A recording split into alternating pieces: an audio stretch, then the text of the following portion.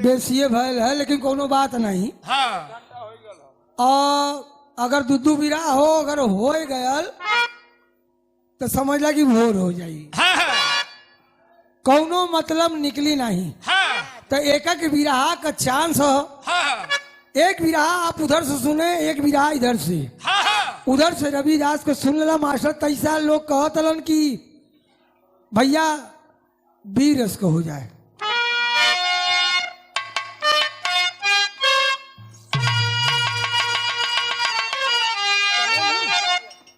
हमारे बिरहा में कुल रस मिली आप लोग के। कवन कवन बतावत है बीर रस, आउर हास रस, आउर करुण रस, आउर एके वात्सल्य रस। हाँ तली बेहाया के रस के पियावा तोहार बढ़िया बजाओ। चुप रहा मर दवाइयां से। चलो मास्टर।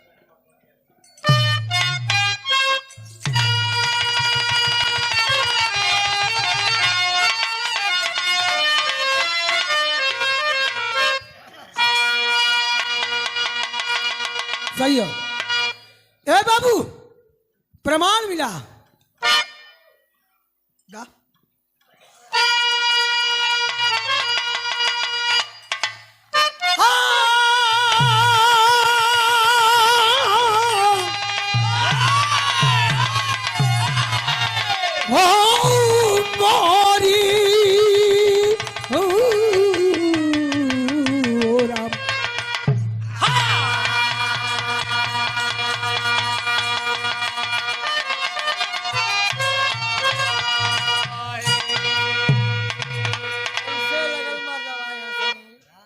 बाबू चार लाइन मुमका लगल। बिल्कुल खोला, बिल्कुल खोल दा।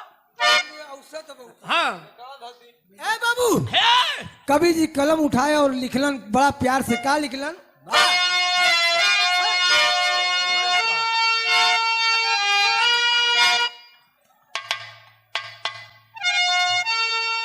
कि वंश यदुवंश का हंस, अरे वंश यदुवंश का हंस हद कर दिया, सर समर बीच हरगिज झुकाता नहीं, अरे शान सम्मान खानदान खातिर कभी जंग में पीठ पीछे दिखाता, चाहे लाखों सितम आपदा हो भले, हर बला को भुजा से तूफान मोड़ दूंगा, वीर औलाद फौलाद बन के चले, हर बला को गुमा तोड़ दूंगा।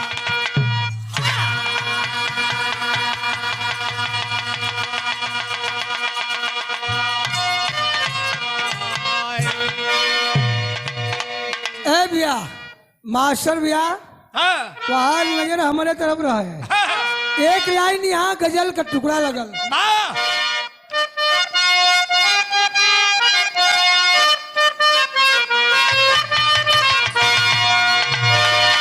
ई राम न गुरु गावे। हाँ राम गुरु कैसे कहे?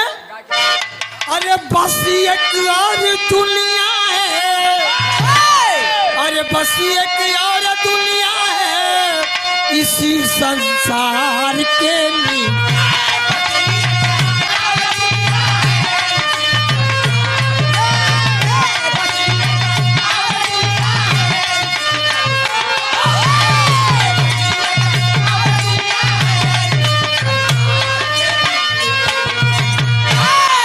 हमारे बुल्लू बाबू के चिढ़ा के का कहे?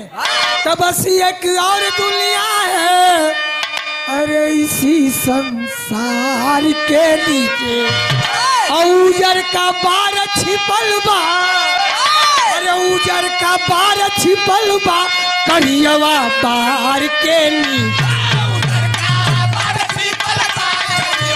तैयारी ना।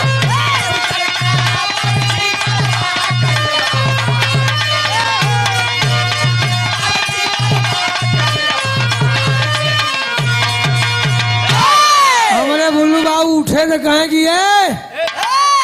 भैया रामदेव गुरु के बड़ा बढ़िया चिढ़ा के का कहे, कहे राम तो बड़ा सुगर बोल रहा है, हाँ। लेकिन हई देखा बुलुआ का कहा तो का कहे कि लड़ाई बहुत हुई है, अरे लड़ाई बहुत हुई है महाभारत के मार के नीचे।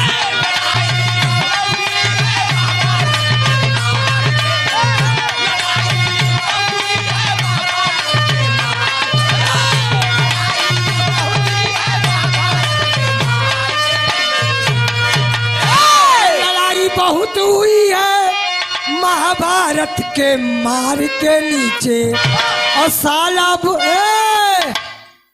इधर देखा साला बहुत हुए हैं, अरे साला बहुत हुए हैं लेकिन सकुनिया सार के नीचे।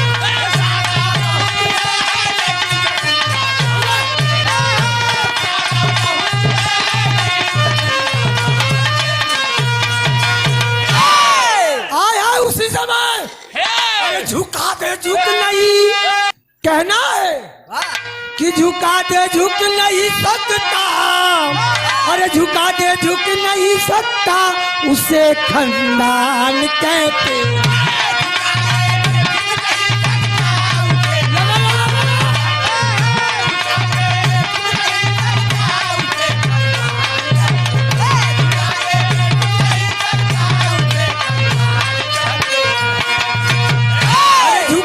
झुक नहीं सकता उसे खंडान कहते हैं।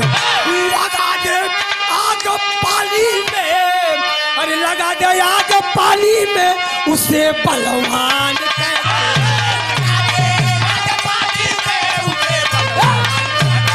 अरे क्या बात है,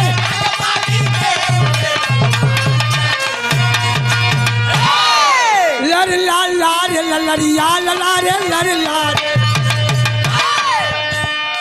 कहानी ऐसे से शुरू हो, हर घर में वीर पुरुष बलवान अपने के लगावे वाला मोहल्ले में चारों तरफ फैलल हुआ। आई वही बीरन का गाथा हो, बिरादर है साली भैया, बिरादर कौनो है, बखान वीरों का दुनिया में सदा होती है, बखान वीरों का दुनिया में सदा होती है, जंग में रंग दिखाना ही जिनकी खेती है। राजा सुबांचल सिंगापुर वीर बंका थे, भूमंडल का पता अभिमन बेटा के डंका से, बेटा गिरवा थी ना भी जादूगरनी दुनिया में, जबर जादू का काला जीरवा के जुबनिया, जबर जादू का काला जीरवा के जुबनिया, जबर जीरवा के पास जब ढोलक एक खास रहल, समर में सान मान ढोलक एक खास रहल। पहले बात के समझ ला, राजा सुमांचल से नूरापुर के इतना प्रतापी राजा, इतना प्रतापी राजा, उनकी एक बेटी जिसका नाम जीरवा था और एक लड़का अभिमन, दोनों तैयारी पर रहना। जीरवा के पास इतना जबरदस्त जादू रहल, सालिक भैया है, इतना जबरदस्त जादू रहल कि अगर बाप बेटा जंग के मैदान में जाए तो एक ढोलक रख ले रहल, एक ढोलक, और जो ही बाप बेटा तलवार भाजे लगे तो डम डम डम डम डम डम ढोलक बजावे, और जब ढोलक बजे लगे, ढोलक का आवाज सुन के विपक्षी सेना में राजा में भगदड़ मच जाए, कांपे लगे। कवि को लिखना पड़ा कि उठ, जहां ढोलक बजे राजा शुभांचल अभिमन हर जंग जीत के आवे। सोचलन कि अब बिटिया का शादी करना, लिख के पत्रिका भेज दिए। पत्रिका दूर दूर नगर में गयल, और जब देखल कितना लोग कहला कि अरे यार हाँ ये चिट्ठिए ना हो हाँ पढ़ना कितना लोग कहेंगे चल के लड़ल जाई हाँ बिया करल जाई। बिया करल जाई। अब लड़की के बात देख सुनना कि अरे बाप रे बाप जीरवा तो एकदम खतरनाक हो। उसकी लड़की एक जीरवा है जो कि कला जादू की कला जानती है। घबरा न दे, अगर जादू का कला एकरे पल्ले हो तो हम लोग जंग जीत पाई। वाह 3 कदम पीछे कदम हटा लें। हाँ वही समय गौरा नगरी में जब पत्र गए तो एक लाइन यहाँ कचकचवा लग गई।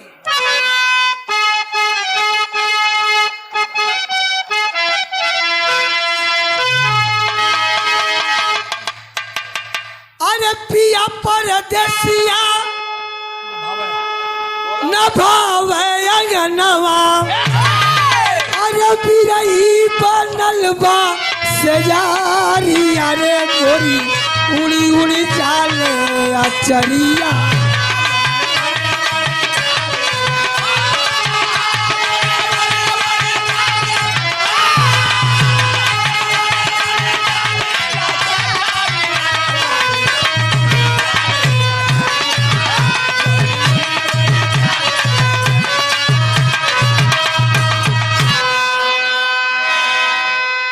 कहेगा तुरंत कि बोला करज के भोरिक जवनवा, अरे चल जाइत से बयानवा पर ऐसे न पैबा पीरनवा।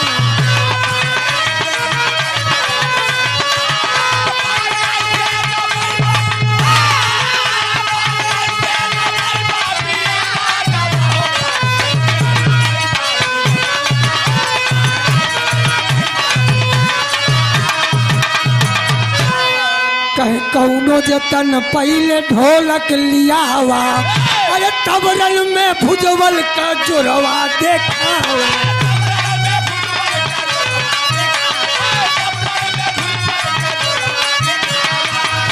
अरे पटिया कबटिया बात टनवा, जल्दी से कैदा पठानवा पर ऐसे न पैबा बीरनावा।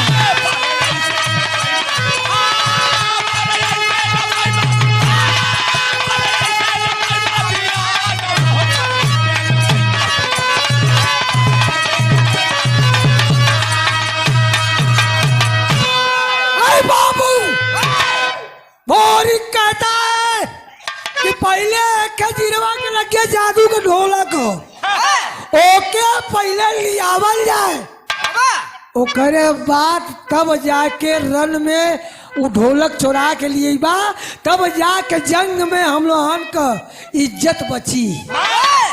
चल दलाल और जब चले लगला वही समय होत का हो। ए बाबू यहाँ टर लगल मास्टर।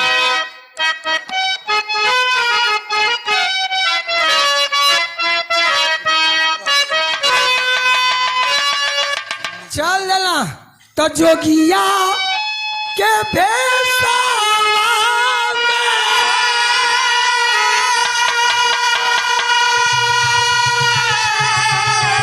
अरे पहुँचे राजधनिया मोरे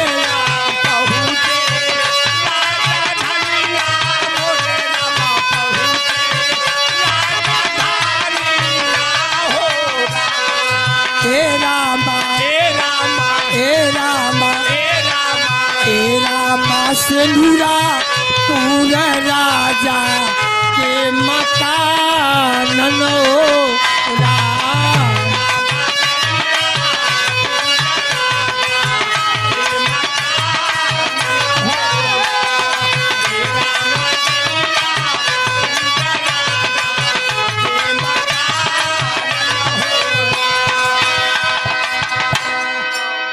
भैली मोहिता चिरवा, भैली मोहिता चिरवा सुनली भजलिया मोरे राम सुनली भजलिया मोरे राम सुनली भजलिया हो राम। अरे ए रामा हे रामा ए रामा हे रामा ए रामा नीति या के गोदी में सुनाई हो राम।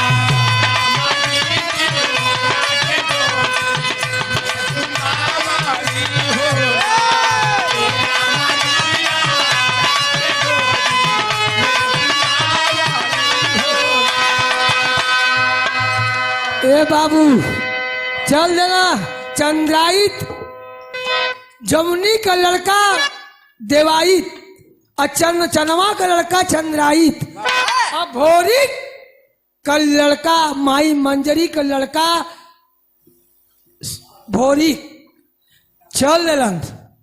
और जब चल देलन जा करके नदी पार कैलन नम नम नम का आदेश तलवार निकाल के जो भाजे शुरू कैलन और तब ले जिरवा अपने महल में से देखा तो और तुरंत कलेश किए रे ई के हो लगला भेष बदल के वैठियन गीत गावे लगलन। इतना सुघर गीत गौला इतना सुघर गीत गौला कितना मिसरी से भी मीठा हाँ। गीत गावे लगला। आप भीतर तुरंते बोला उलेस जिरवा कलेश की है जोगी चल आवा भीतर जो भीतर जो भीतर अब भीतर बोला कि जिरवा जब सुनलेस भजन ओकर मन जो ने 61 62 63 जब 64 पर पहुंचल वही समय के नींद लगल जो नींद लगल साली भैया वही समय ढोलक उठौलेस चल दिले चंद्राइत कलेश भैया भागा ढोलक मिल गल भागा यहाँ से चमड़ा अगर फूट जाई अज्यो आधा नदी पार कैलन चंद्राइत तब ले जिरवा जग गई आए यही मोड़ पहले तीर पर भोरी पार करे जातुअन चंद्राइत और देवाइत निकल गईलन। आज जो ही निकलन और तब तक परोर करके जादू मारती है भोरी फंस गई ना जिरवा से हो कैसे जादू के जाल में फंस गई ना ऐसे कहा कर तू फंस गई ना अरे मतलब कितना समझाई तो की ए बाबू बोला के कलश का हो राजा का करे जा कहे का हो राजा का करे जा आए लला ढोलक छोड़ावे परोर के मंत्र मरले से वही दुआरी पर पत्थर हो गई मोरी पत्थर बन गई ना आय है जब पत्थर बन गई ना खबर गई जमुनी की यहाँ हरदी बाजार खबर गई और जमुनी जब सुनले तैया होत का मास्टर तर लगल अरे तैसा बढ़िया मास्टर भैया कहे सुगनवा अरे सुगनवा के गावे के अब खुदा लोग जानिए बतावे जरूरत है ना अरे तलीसा बता दे ना जानत हो जा अरे सुगनवा बन के काटे दिनवा सवरी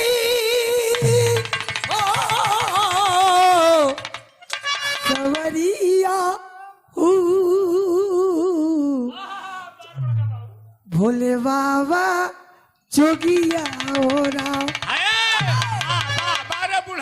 अरे सुगनवा बन के काटे दिनवा जमुनी अरे जमुनी चली करज के जादू के मैं बनावा सुगनवा बन के काटे दिनवा सुगनवा बन के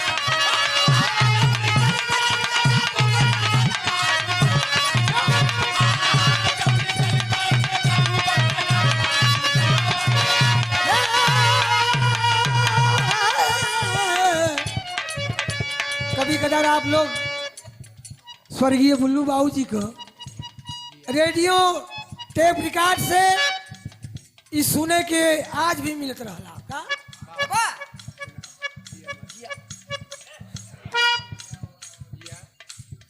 अरे जिया मत डा सुनावरी गुजरिया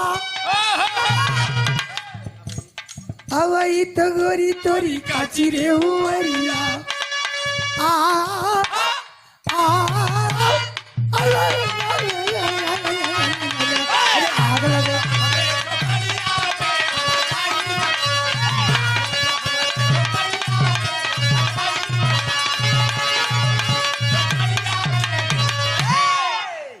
ये हमारे बाबू वाली रहा। ये बाबू चल नरेश। और जब गईल तुरंते जैसे मेहरारू गाड़ी देवलीन देखा यहाँ माई का ममता ठचाइल जमुनी गईल। अब पहलवान भैया कलश का कौन हो रहे पुजारी? पहले के जमाने में कुल बूढ़े मतारी गरिया में कौन हमारे लड़का के फसौले है रे? कहे कौन हो रे? निकल रहे निकल। ए बाबू बांध पे बांध लिखला कबजी का लिखला मास्टर चले समर पे बांध बांध लगल है। चले समर पे बांध दोनों जादूगरनी के छिड़ल जंग संग्राम छिड़ल बा दोनों बघनी शेरनी के। जादू से जिरवा को जादू से जमनी जिरवा को गदही तुरंत बनाई है और अपने भोरिक लाल को लेके गढ़ गौरा में मल्लेश परोर के उधर से भी जादू का वार इधर से भी जादू का वार और दोनों तरफ से जादू का वार चले लगल। वही समय माथ पे चढ़ा के प्रचंड पे चढ़ा के जादू परोर के जब छोड़ने पा वही समय जिरवा का जादू काम ना कैले बेकाम हो गल। वही समय तुरंते गदही बना करके लगा सिपो सिपो कर। जब चिपो चिपो करे लगलीन तो कहो तो बुजरो कहीं का हमारे लड़का के फसौले रहलू। पहले के बुढ़ मतारी चाची लोग गरियावे कहे हमारे लड़का के फसौले रही चलो करके नहीं बन के खड़ी हो जो चल चल गदहिया चल। ए बाबू तुरंत जब सुनती है वही जा करके जिरवा टुकुर टुकुर ताकत हो कि अरे बाप रे बाप ये तो हमसे बड़ी जादूगरनी निकल गई। कहे हमसे बड़ी जादूगरनी है गदही बना हमारे लड़का के पत्थर बना के कई साल रखे चाहतली। अरे पगली अभी तोकर मतारी चनवा जादूगरनी ना हो न मंजरी हो लेकिन जमुनी अभी जिंदा हो। अरे बाबू लेके अपने लाल भोरी के कलम की चला बचवा एक ऐसा जादू चलाए वाली बली देख ली लेकर के चल जलीन। ज्यादा दूसर को लोग गधा ऐसे भेटा जी हैं। वही समय जिरवा चिपो चिपो करत हो कहतो कि हमके अपने रूप में बनाए दा हाथ जोड़त हो लेकिन नहीं मानत कहली कि यही तरह रहो। और जब बाबू उसका लड़का अभिमन आया वो भी जादूगर था मल्लेश परोर के अपने बहन के रूप में लियायल। और जब लियायल ढोलक लेके पहले ही चंद्राइत और देवाइत गौरा जा चुका लगन। बात के हमने ध्यान दिया धुन तर्ज तो सुने के मिल जाई रात भर लेकिन अगर तनिको बात हमार कट गल तो कहानी का मजा बेकार हो जाई। अरे बाबू चल दी जमुनी लेकर के भोरिक सरदार को लड़का के लेके चल दिले और जो कहले तब यहाँ एक कचकचवा बनारस वाली लग गई।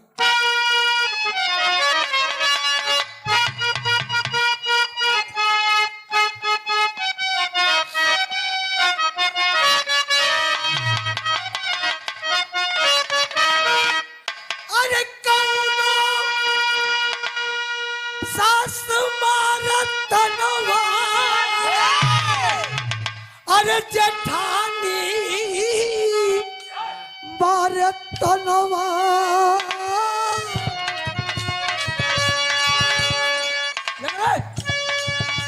तनवा हई हो मारना तनवा हई हो मारे। अरे हमारे आगे कह बेटा ना तनवा हई हो मारना।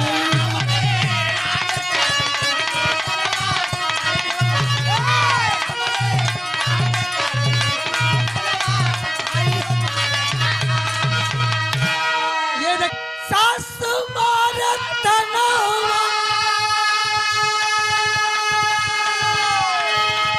अरे जेठानी मारत तनवा तनवा हई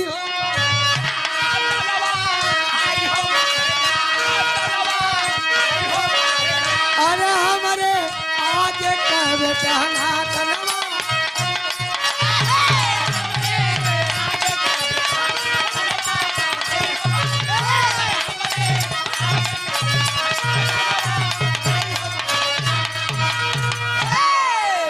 होत का बा की कर जाओ अरे कर जाओ जवनवा बाजे अरे सर तेरी बजनवा आई रनवा कर जे आई रनवा कर जे जल्दी काई दे यार पयनवा आई रनवा कर गाय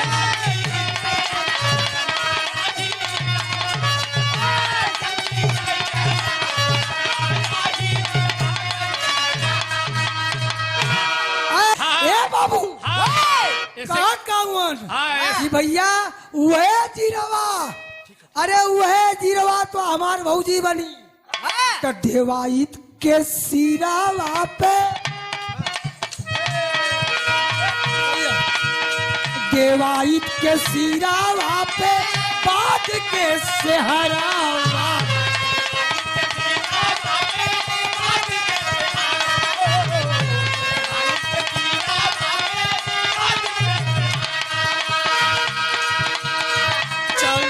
बनाती तीरा चल है बनाती तीरा गाँव के जुझरा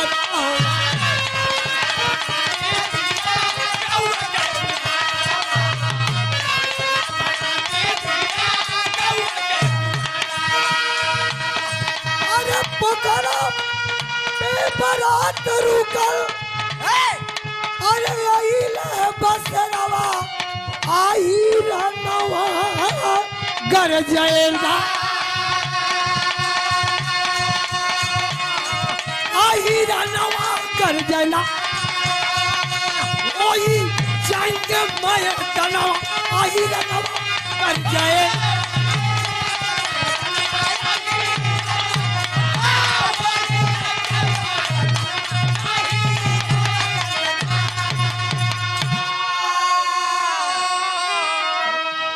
सबसे बड़ा देवाइत रहना देवाइत के सर पे सेहरा बंधा गयल और सेहरा बांध करके वही समय करन भैया अपन घोड़ा आगे आगे लेके चला और वही समय पीछे पीछे एक से एक पट्ठा गौरा का बात के सेहरा चल दिलन जाथुअन नदी ओ पार एक पोखरा रहल वही पोखरवा पर कुल बराती और देवाइत चंद्राइत और भोरी तीनों लोग यह तीनों भोरी का चंद्राइत ए बाबू बसेरा डलना करूंगी भैया रुक जा बाटी चोखा लगा ले एजन तक आवाज देत हई बाटी चोखा बाटी चोखा लगावे कर अरे पहले बाराती पड़ाव लगावे हो पड़ाव लगावे लेकिन यहाँ खून गरम तो बाटी चोखा की बा तब का उपवास है लड़ी है आवाज देवा लगलन अरे अभिमान जीरवा निकल निकल बारे निकल वही समय होत का बा यहाँ ठर लगल मास्टर भी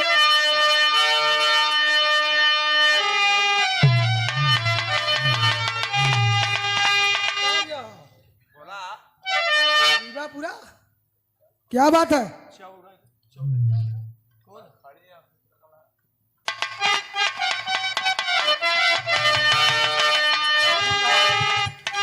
ए बाबू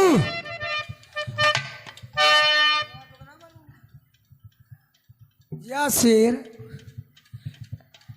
वही समय होत का बा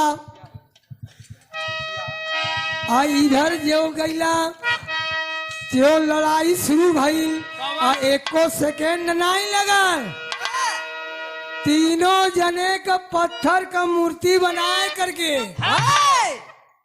इधर तीनों जने फसल हुआ, एक जने नहीं तीनों जने पत्थर का मूर्ति तैयार करके अपने दुआरी पर बाकायदा लगा देले और लगा यहाँ विदेशिया का लाइन लगना से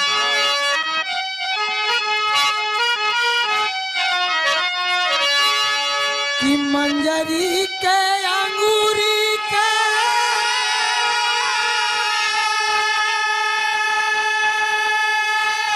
अरे मुनारी तू मिला भैली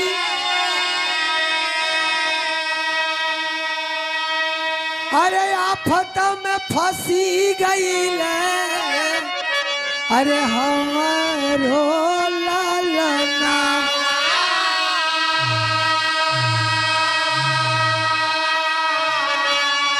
अब के समरिया बजाई तलवरिया हो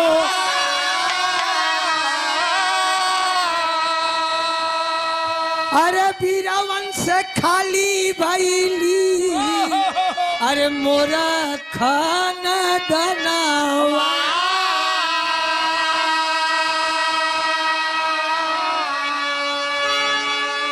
तबले बखरिया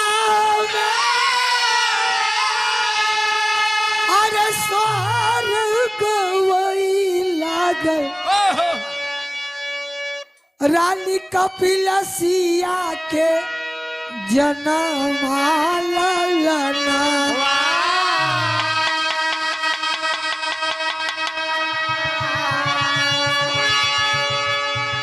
शिव भोरी के नाम देकर अद्भुत लीला रावा अरे सरकत का आयल बाटे तुरंत अंगना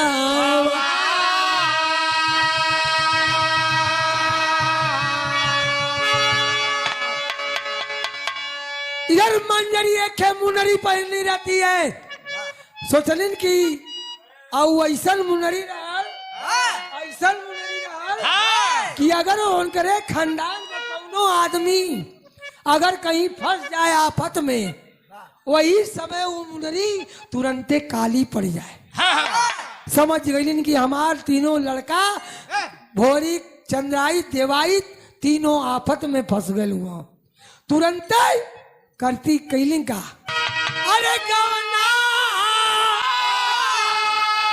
अरे गवना करवला ये पिया घोरे बैठवला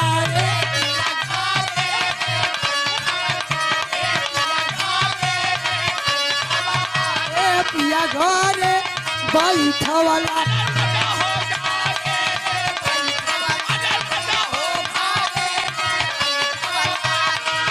अपने तबसला पिया हो अपने तबसला पिया हो पूरा बीवन गिया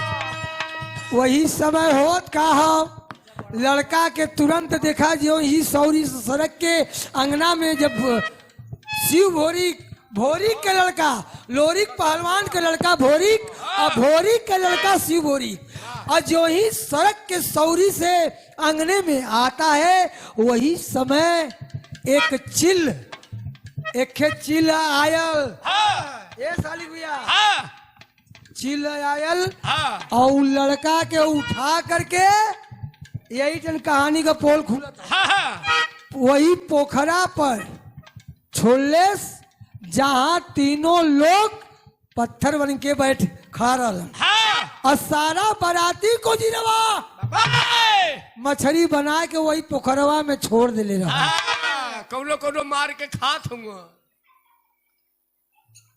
बट्टा तुम्हारे माई बाबू भेजले हूँ जो साली का बात सुन के मजा ले अरे मरावा देखा तो बोला शिवा भोरी जवानवा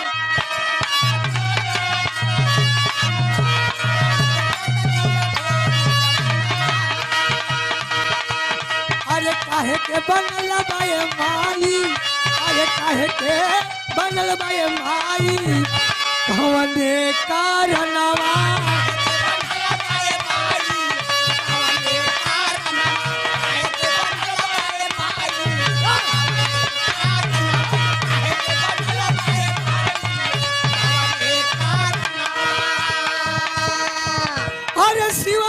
से मंजरी शिव भोरिक से बतिया बताई,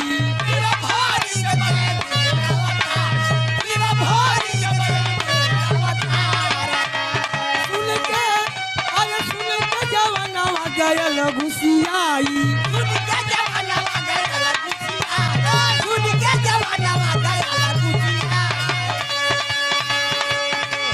सुन के जवानवा तुरंत किया है पयनवा, बोला बोला किया,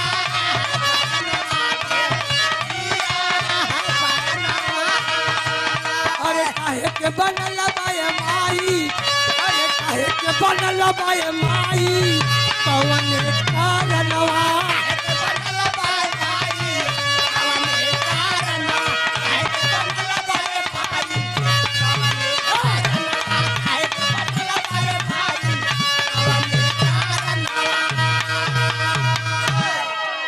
आय आय यहाँ देखा मंजरी से पूछलन कि माई मड़वा काहे बनल, कहे मंजरी सारी बात बतौलिन और तब से एक ठे चील आयल तुरंते लइका के उठौले ले जा करके पोखरा पे छोड़ देता है।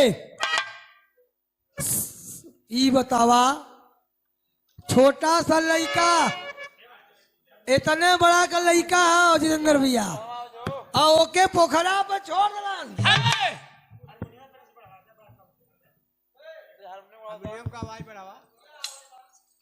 रहे दा यार काहे, ठीक है चला, अब रहे दा कि ये गंडा लगेंगे तब से कहाँ जीवा। ए बाबू वही समय होता क्या है, कहना माई पोखरा पर छोड़ दला, इधर वही दिन यहाँ होत का बा, तेरी लगल मास्टर भैया,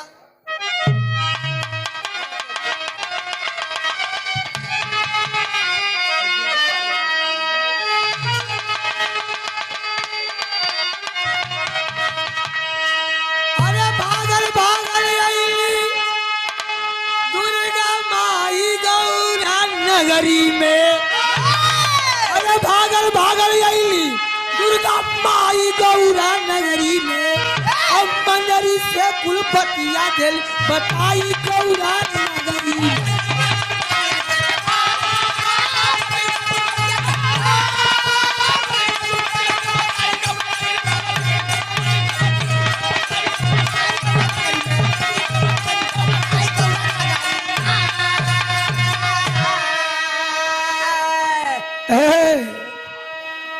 तुरंते बताओ कि अभिमन से कोई न जीतेगा, कोई भी रणधीर हो, और वही जीतेगा अभिमन से सिर्फ जो पिया न माँ का क्षीर हो। मंजरी कलेश का कहे यहाँ उजन चिल रहली हम ही रहली, तोरे लड़का के इतना बड़ा जौन भोरिक शिव भोरिक उठा के लेके गईली, वही पोखरवा पर हम ही रहली, कारण होकर जान ला, कहे का कहे वही जीतेगा अभिमान से जिरवा से जो अपने माँ का दूध न पिया हो। देखा विधि का विधान, एक अजब लेख मिला इतिहास में, लोग है भैया है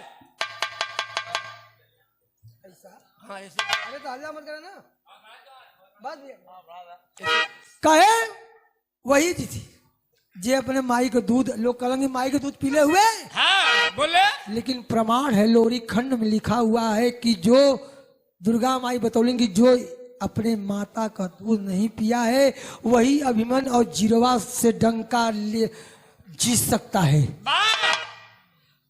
वही कालीन कि अभिमन्यु से जीतेगा ना कभी कोई रणधीर हो, और अभिमन से जीतेगा सिर्फ वही जो पिया न माँ का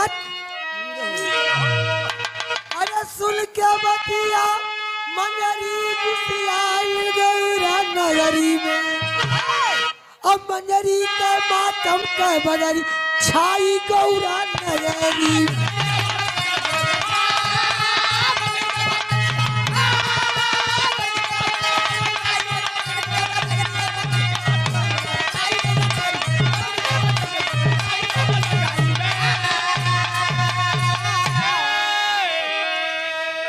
कहलिन कि यही वजह उ लड़का के हम ले गली हेलो कि जे अपने माई का दूध न पीले होई कौनो कारण हो। ए बाबू मास्टर भैया यहाँ पे आज हमें प्रमाण लगा।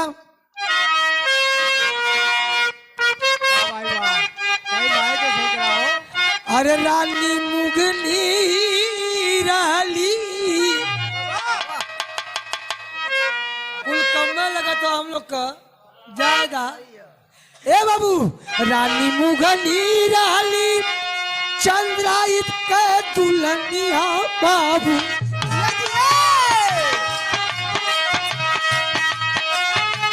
सेनुरापुर रात राली नाना के दुआ।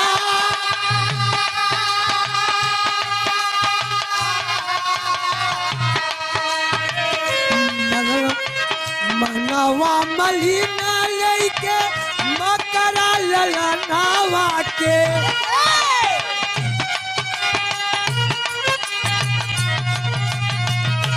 गैली नहाए वही पोखरा मजा।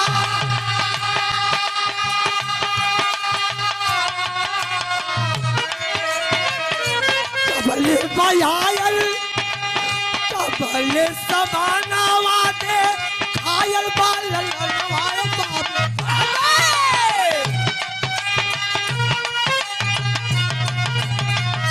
परिचय पूछली परिचय पूछली उससे पूरा प्यारी प्यार।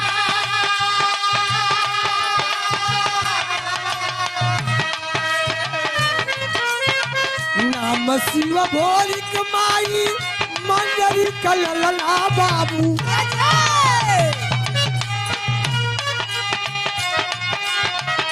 गौरा बगौआ बाबू लोरी का हमार।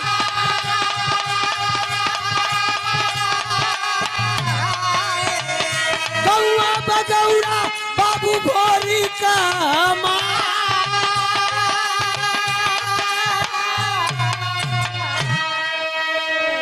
ले करके मकड़ा को जाती है नहाने मुगनी। अपने नाना के घरे रहत रे। मकड़ा अपने नाना के घर गया हुआ था। सोचली नहीं चल के बेटवा के नहवा दी अपनों नहा ली चल देती है। जो ही पोखरा पर गईली वही समय देख रही ने के छोटा सा लड़का बहुत कम उम्र का बहुत कम उम्र का सामने बैठल हो खेलत हो। ए बाबू तुरंत बुला करके अरे लड़के ए बचवा ए लड़के कौन है तू कौन है तू। कलिस की हमार हमके पूछे तू कहे हाँ कौन है तू। कहे पहले ये बताइए आप कौन है।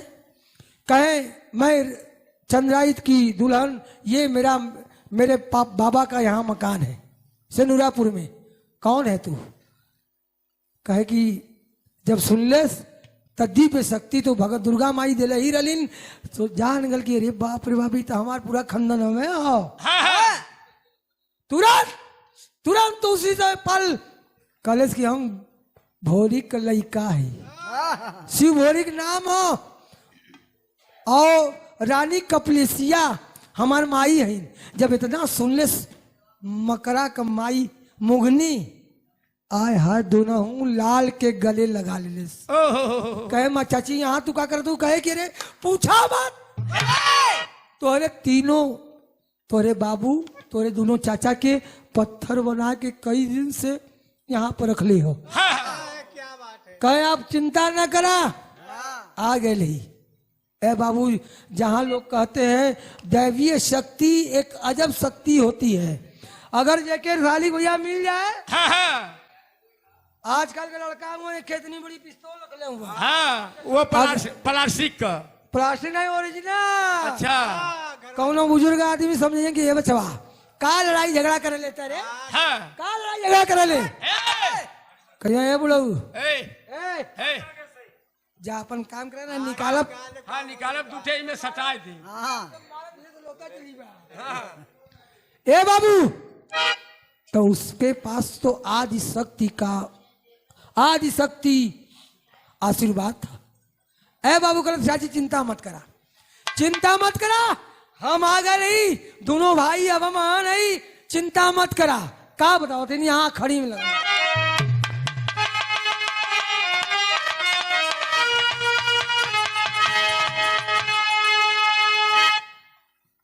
अरे दोनों लाल लड़े समर में, दोनों लाल जमा के रवा जम के भाजे तलवरिया दोनों। अरे जोड़ा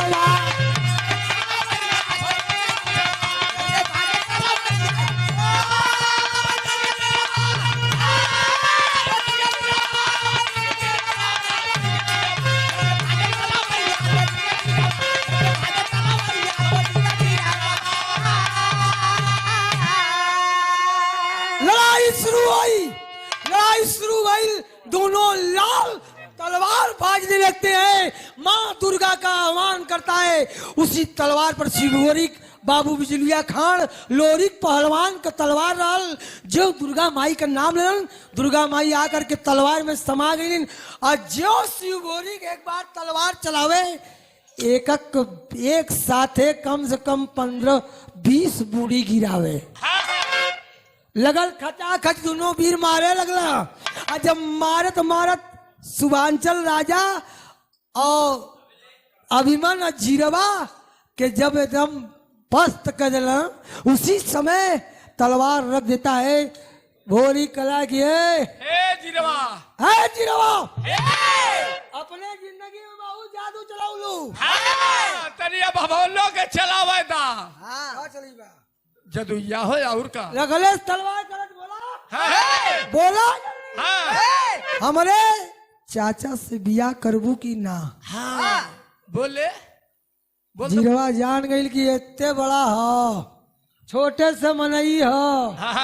लेकिन घाव बरियार करत हो। घाव बरियार के दिलेस कलश की बोला कहे हम करब। अभिमान से पूछले कि तोके कौनो दिक्कत? तलवार रखले हो वही करने पर। नाई कह दो तो फट से अलग कहना एकदम नहीं।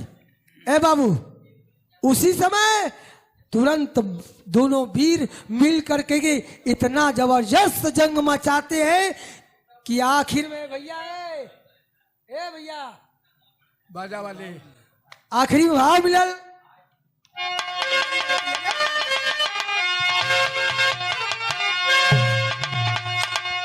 चंद्राइत का दुल्हन बन के जीरवा तब अली। अरे खुशी का आंसू छलके तुरते, अरे मंजरी सुन के पहिले तमाई मैहर के पुजरिया मतल मत देगा।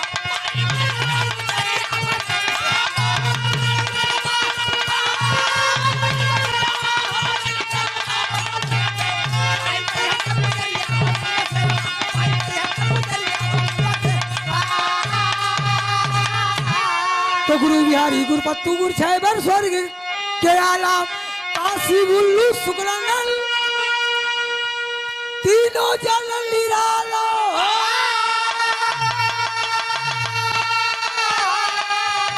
अरे सुगनवा बन के काटे दीनवा, अरे सुगनवा बन के काटे दीनवा, बबलू चंद्र बली का गीत भी लहराया।